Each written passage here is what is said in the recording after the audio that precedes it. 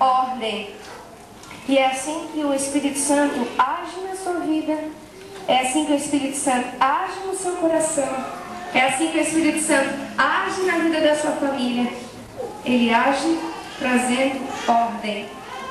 Este Espírito Santo, que é o selo de Deus, este Espírito Santo, que é a marca do Senhor, este Espírito Santo que nos identifica. Nós somos batizados pelo Espírito Santo. Nós somos identificados não como uma criatura qualquer, mas quando o próprio inimigo de Deus olha para nós, ele nos vê cheios do Espírito Santo. Ele encontra em cada um de nós um filho amado do Senhor, uma filha amada do Senhor. E logo ele já consegue perceber: neste eu não posso tocar.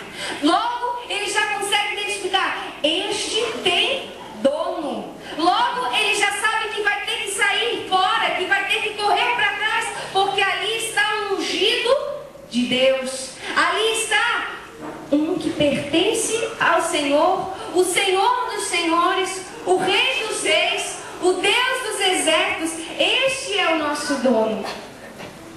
Eu queria que você pudesse comigo nessa noite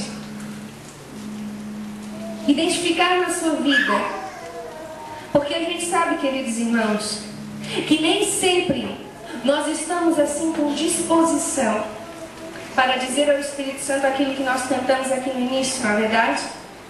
Nem sempre nós estamos com vontade de dizer ao Espírito Santo: Espírito Santo, seja bem-vindo, não é? Às vezes a gente quer dizer: Espírito Santo, sai fora, vai embora. E inconscientemente é verdade isso. Sabe por quê? Porque em nós existe uma força, que é a força da carne, que muitas vezes luta contra as armas e a força do Espírito Santo.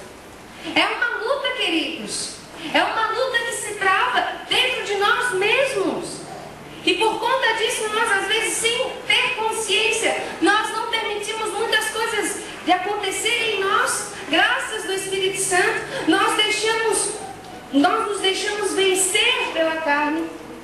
Obrigada. E perdemos para ela. Perdemos para a carne.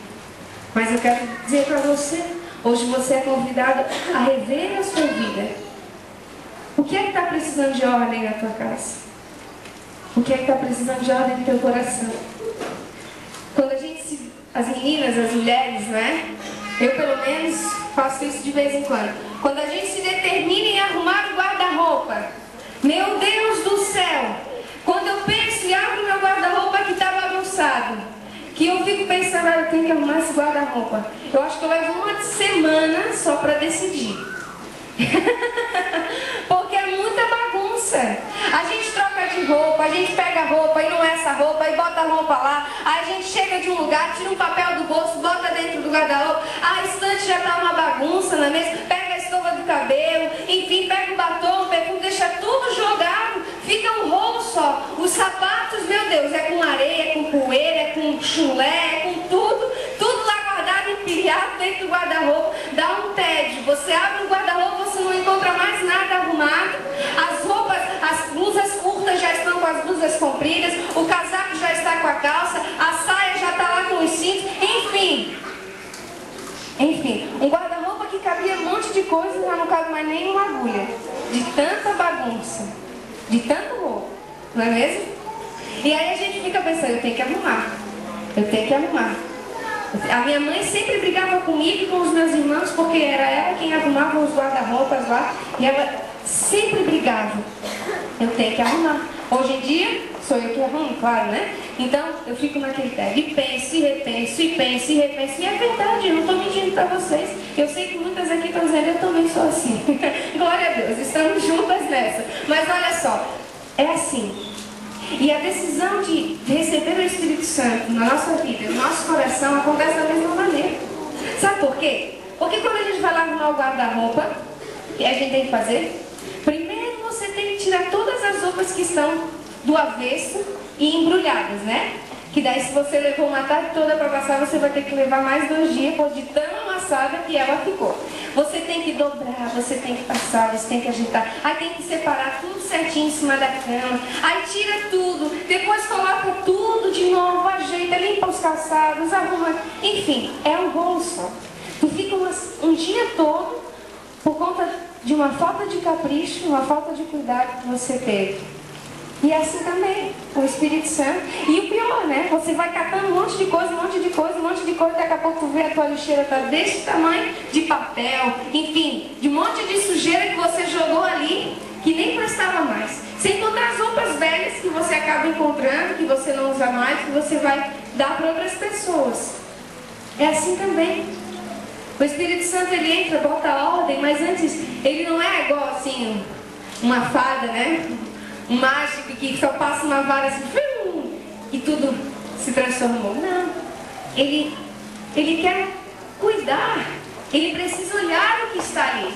Ele precisa olhar dentro da Juliana e ver, Juliana, e essa roupinha aqui sua, ó, querida, esse teu sentimento, essa tua angústia, esse teu pensar, isso aqui não presta. Isso aqui tem que ser jogado fora. Essa outra coisinha aqui sua, ó, tá muito feia, vamos dar uma ajeitadinha. Vamos curar isso aqui, vamos sarar isso aqui. Vamos então pegar essa outra realidade, bota fora, larga a mão. Isso leva tempo, isso dói, isso faz chorar, mas isso nos torna livres.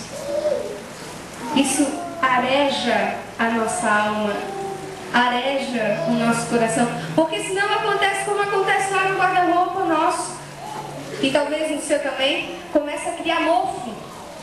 E aí você abre o guarda-roupa, vê aquele cheiro horrível de mofo. Você fica com aquela vontade de usar aquela roupa e não pode porque está fedendo, não é? Isso é horrível. Da mesma forma acontece comigo e com você, queridos. Então essa ação criadora, essa ação renovadora, ela veio sobre a vida dos apóstolos e fez com que Pedro saísse da sua comodidade, largasse mão da sua tristeza,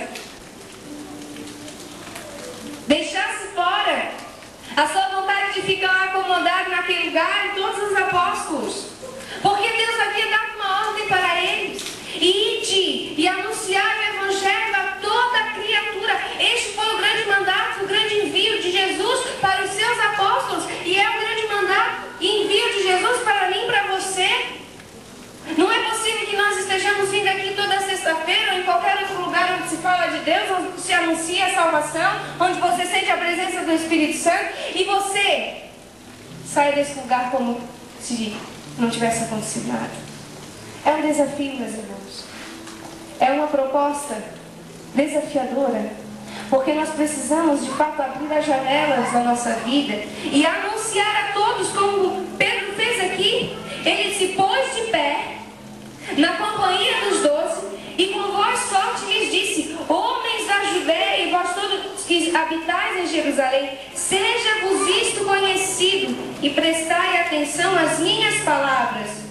Nós precisamos de fato chamar a atenção das pessoas e, com a nossa vida, com o nosso testemunho, dizer a ela: preste atenção, isto que eu vivo, Jesus meu Salvador e Senhor, você precisa conhecer essa verdade libertadora.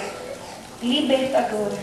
E de fato, o Espírito Santo, promessa de Deus lá anunciada no profeta Joel, como está aqui, que dizia a cada um deles: profetizarão os vossos filhos e as vossas filhas, os vossos jovens terão visões, os vossos anciãos sonharão. Sobre os vossos servos, sobre minhas servas, derramarei o Espírito Santo. E isto aconteceu. E isto acontece hoje também. E isto acontece. Não somente comigo, com os ministros de música, com os sacerdotes. Não. Isto acontece com cada batizado do Senhor. Isto acontece com toda a igreja de Cristo, que vai celebrar esta linda festa de Pentecostes.